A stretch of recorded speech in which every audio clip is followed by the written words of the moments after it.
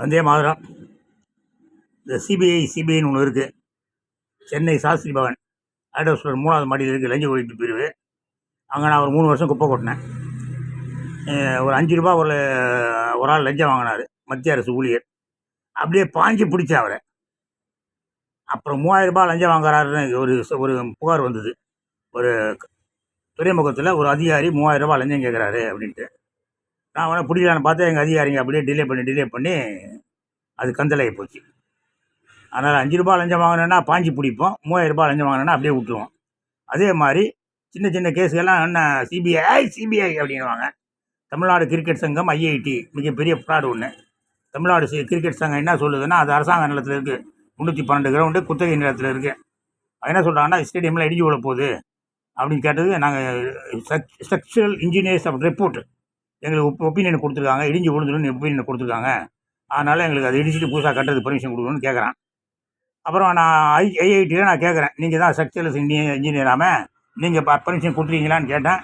நாங்களாம் கொடுக்கலையே அப்படின்ட்டாங்க. அப்போ ஐஐடியில் வேலை செய்கிற எவனோ ஃப்ராட் பண்ணியிருக்கான், தமிழ்நாடு கிரிக்கெட் சங்கமும் சேர்ந்து ஃப்ராட் பண்ணியிருக்கு.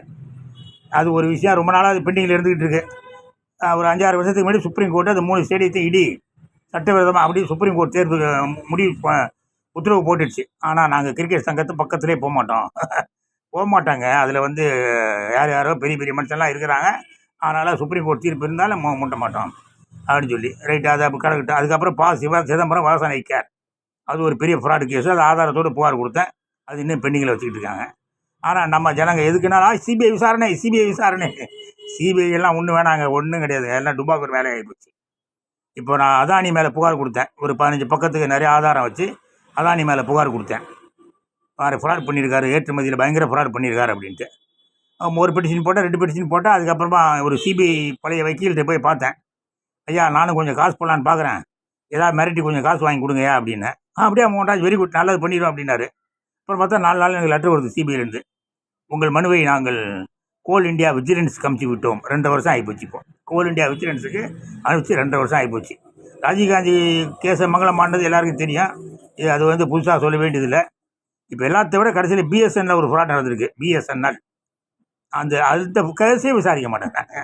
சரி, அவன் விசாரிக்க மாட்டாங்கன்னு விஜிலன்ஸுக்கு அமிச்சா, விஜிலன்ஸ் இல்லை நாங்கள் இது விசாரிக்க மாட்டோம், அதை நீங்கள் சிபிஐக்கே நாங்கள் திருப்பி அனுப்பிவிட்டோம் அப்படின்னு சொல்லி. சாதாரண பிஎஸ்என்எல் கூட விசாரிக்க மாட்டாங்க, விஜிலன்ஸ் விசாரிக்க மாட்டேங்குது, சிபிஐ விசாரிக்க மாட்டேங்குது. ஆனால் நம்ம வேங்கை வயலுக்கு நாங்கள் சிபிஐ விசாரணை.